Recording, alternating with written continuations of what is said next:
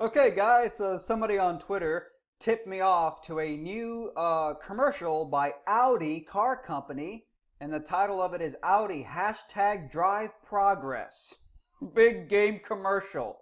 Daughter, drive progress. Because we're going to drive our cars and we're going to drive some progress. We're going to drive a new momentum of progress. Because as I said the other day on Twitter, when they were doing that boycott Starbucks, I said, #boycott Starbucks, because virtue signaling your way to higher profits is the oldest trick in the corporate playbook. So I haven't seen the commercial yet, but it sounds like it's a Ronda Rousey-esque, I'm an empowered woman, I don't need no man. My daddy raised me to say I don't need no man because I'm like a slave to my daddy who's a male feminist, but that's a whole other topic here. It seems like that. I haven't seen the video, so you're going to get a live, fresh reaction from me. Let's take a look at what is probably going to be some really cringeworthy shit, and then I'll break down to you why I suspect this is most probably going to be anti-woman bigotry and misogyny. We'll explain it. Let's go.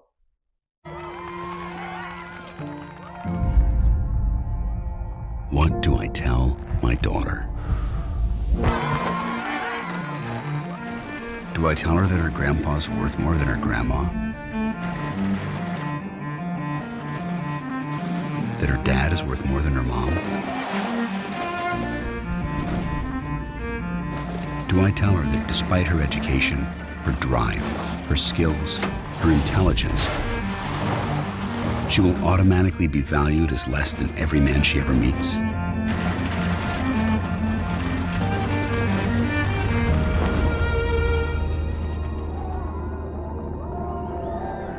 Or maybe I'll be able to tell her something different. Buy our fucking cars.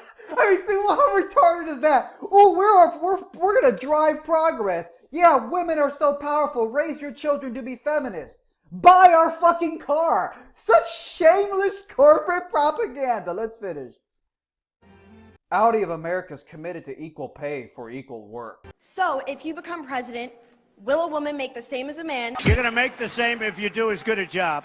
Oh my God! Oh my fucking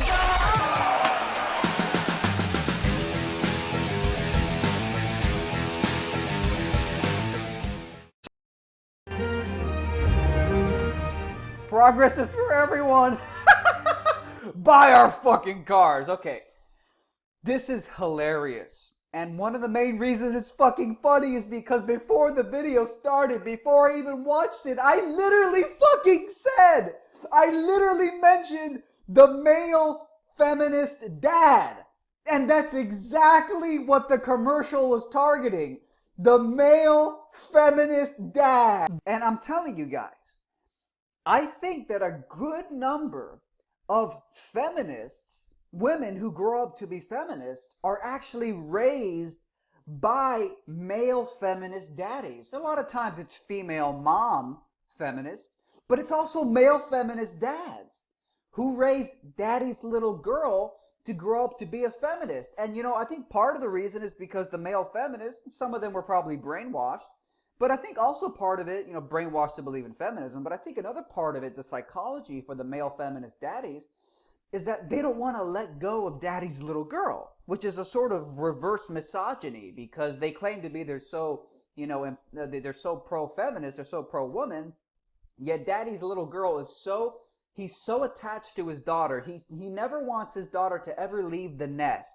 And so sort of a way to infantilize his daughter is to give her the pseudo-empowerment. That's right, the pseudo-empowerment of women's liberation through the feminist movement, which is basically go do what men have traditionally done throughout society, throughout the years. If you can emulate what men traditionally did, then you are now an empowered woman, even though that often means neglecting the one thing that women can do that men can't do, which is utilize the divine function in their bodies, i.e. the womb, the uterus, their vaginas, to literally create people, which is a beautiful divine and cosmic thing. But before I elaborate further,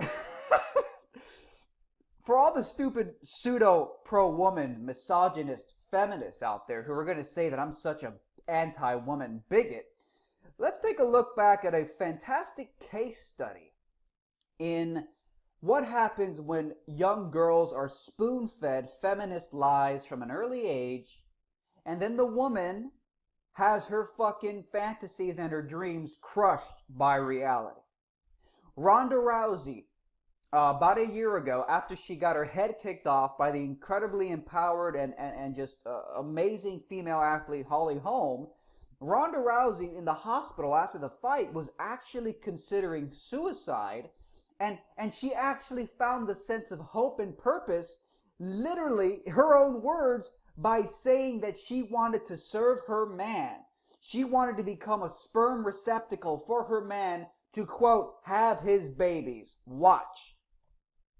No, to be honest, like what I was thinking, like honestly, like my thought, I was like in the medical room, and I was like down in the corner. I was sitting in the corner, and I was like, what am I anymore if I'm not this? And I was literally sitting there and like thinking about killing myself. And that exact second, I'm like, I'm nothing. I'm like, what do I do anymore? And no one gives a shit about me anymore without this. And then, to be honest, I looked up and I saw my man, Travis, was standing there, and I was looked up at him, and I was just like, I need to have his babies. I need to stay alive. That was like, really, that was it. You need to stay alive. So, Ronda Rousey, when all her feminists, I don't need no man, I'm not a do-nothing bitch, I don't just want to get on my knees and serve the cock, I'm an independent, empowered woman, when all of that shit came crashing down, Ronda Rousey reconnected with her femininity and found purpose literally in the prospect of getting on her knees and serving the cock, of being subservient to a man of her choosing and her liking. So, let's not start with the, oh, Chris, you're a misogynist, you're a bigot, you hate women shit. I was actually trying to tell this to Ronda through my videos for months before she finally got defeated by Holly Holm. This is exactly what the point of my videos was about Ronda leading up to her fight, where she lost. So, I would argue that I'm actually the pro-woman person here, and all the so-called feminists out there are anti-woman. And some could even argue that the feminists and the liberals and the SJWs are just foot soldiers for corporate America. And that's sort of a little thing I've been thinking about lately. I'm not going to go down that path because it's sort of like, it'll take 10 years to elaborate. But it's incredible that this fucking commercial, which by the way, I'll put a link to it in the description below, and you can give it your thumbs up or your thumbs down, whatever you prefer. This commercial, it's clearly appealing to dads. Now, sure, it appeals to female feminists as well, but it clearly targets dads. Let's take a look again. Tell her that despite her education, her drive, The person who's narrating it is the dad. do I tell her that her grandpa's worth more than her grandma? It's targeting the fucking male feminist daddies. I did a video on this like a week ago. I'll put a link to that one here in the card above, where I actually talk about male feminist daddies. Where is the part where it shows the dad screaming? There. Let's go back. So I would argue, oh, she's smiling. She finally found the happiness, because women could only be happy if they win races. Or if they're Ronda Rousey and they fucking become undefeated in the UFC. That's the only way a woman could be happy. Meanwhile, one of the most undeniable forces in the women's MMA right now, Amanda Nunes, is basically a man. I mean, she is a lesbian. She is clear. She's dating a woman. I don't know if they're married or not. She's a lesbian. She clearly wears the pants in the relationship. She clearly is the more masculine. I saw her the other day at a UFC fight on TV, and I swear to God, I was thinking to myself, she almost looks like a man at this point. Amanda Nunes almost looked like a man, and I'm not bashing her. If you're a woman who has more masculine proclivities and tendencies, I don't give a fuck. I have so much respect for Amanda Nunes. She's a goddamn beast in the octagon. She just savages people, and it's an incredible spectacle to watch. I mean, I'm not trying to take her down. I'm just pointing out. I understand there's been some anti-gay bigotry over the decades, but that's not what my perspective. I don't care if you're gay. I don't give a fuck. And I respect Amanda Nunes, but she looked like a dude. She carries herself like a dude. She looks like a dude, and I'm sure she gives it to her wife or girlfriend like a dude. And that's fine. I'm not complaining, and I'm not condemning. I'm just pointing it out. There's sort of this masculine and feminine principles exist, even in homosexual couples. I've seen countless homosexual couples. I used to work at a grocery store, and there was this homosexual couple, two guys who would always come in like once a week or so. And one of the guys was the more timid follower in the relationship, and the other guy was the more masculine, assertive leader in the relationship. You can tell that you can tell that one of these guys wore the pants and the other one wore the skirt. You can tell when they went to bed at night, one of these guys was doing the pounding and the other one was receiving the pounding. Okay, you see what I'm saying here? Whether it's two women dating or two men dating, homosexuals, even in those, there's still a masculine and a feminine energy, a man and a woman energy, even in gay relationships. And I'm not condemning. I'm not saying it's a bad thing or anything like that.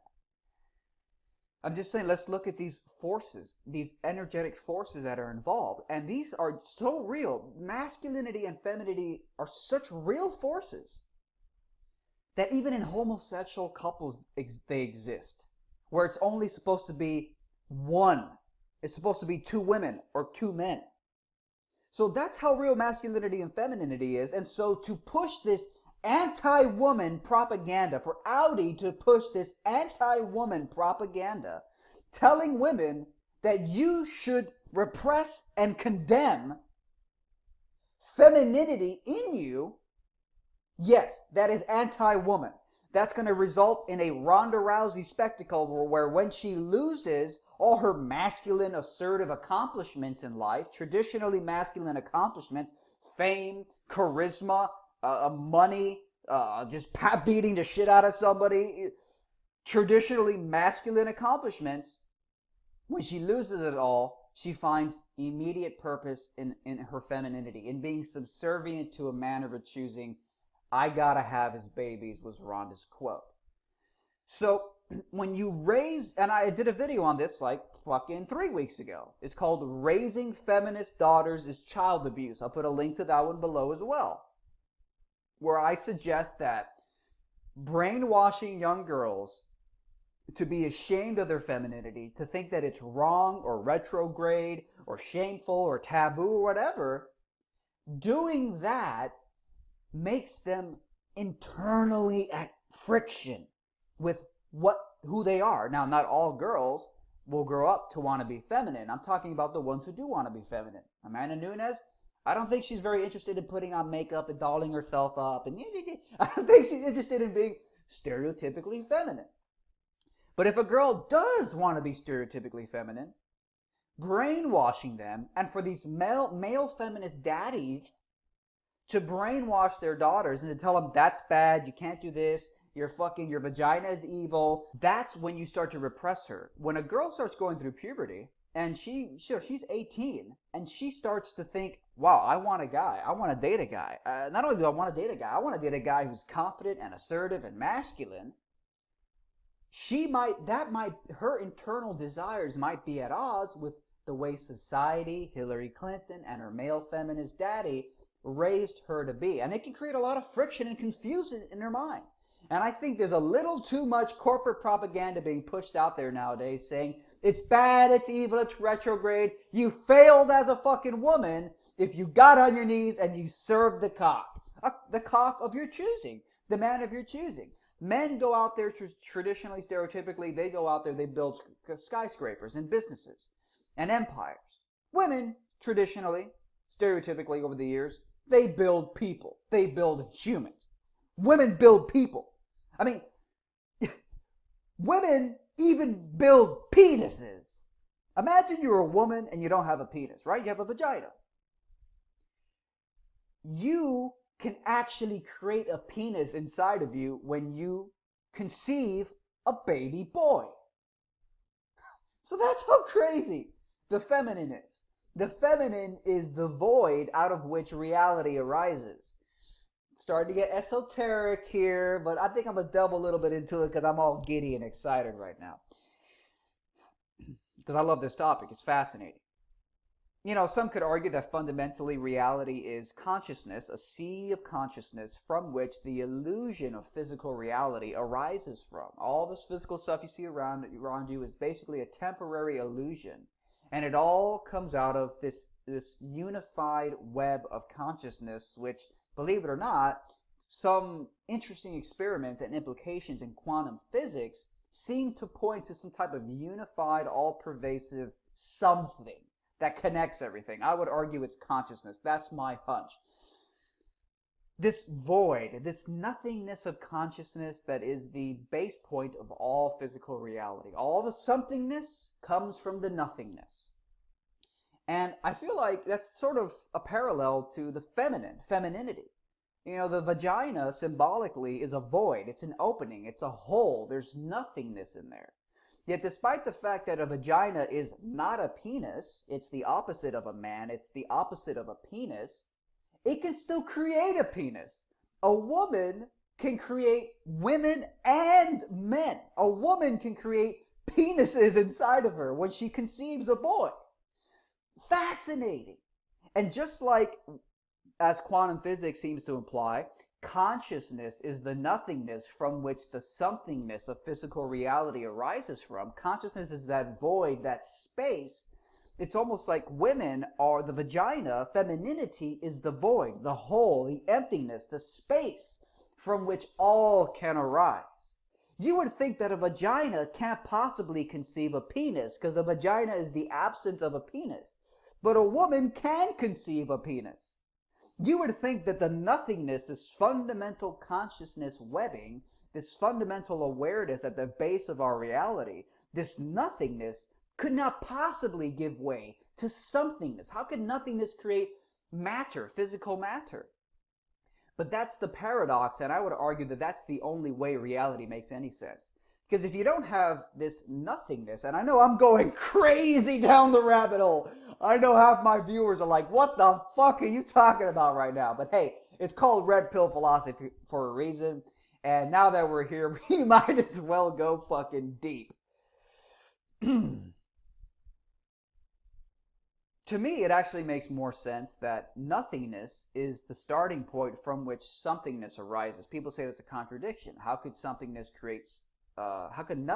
create somethingness?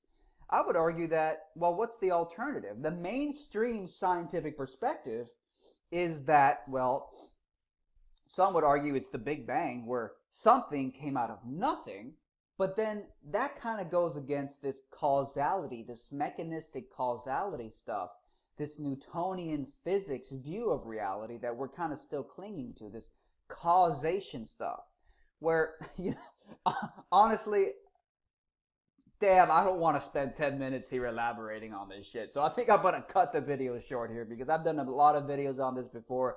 In fact, I'll put another card up here.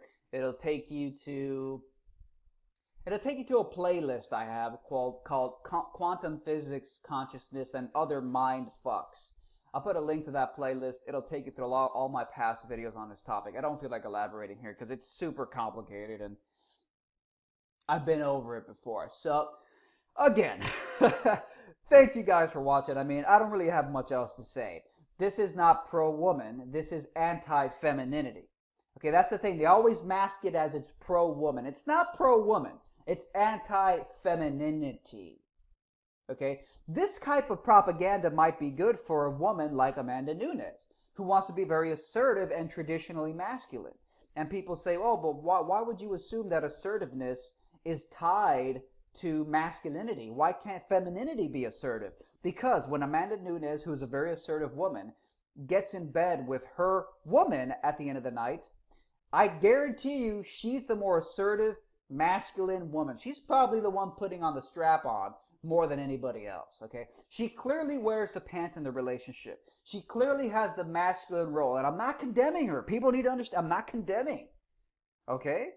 I have so much respect for anyone who's not a fucking whiner, okay? And Amanda Nunes does not appear to be a whiner. She's a woman who goes in and she fucking executes.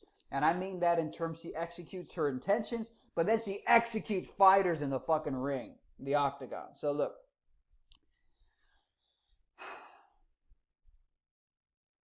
I think I've rambled on long enough.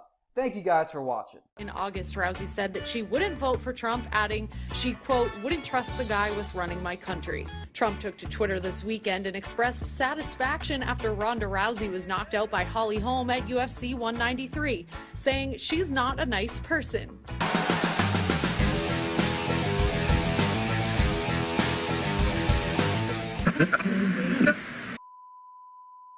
Fight back against YouTube censorship by supporting me on Patreon. You'll also get access to exclusive, never-before-seen videos and other perks like monthly Google Hangouts with me, free books and t-shirts, and more.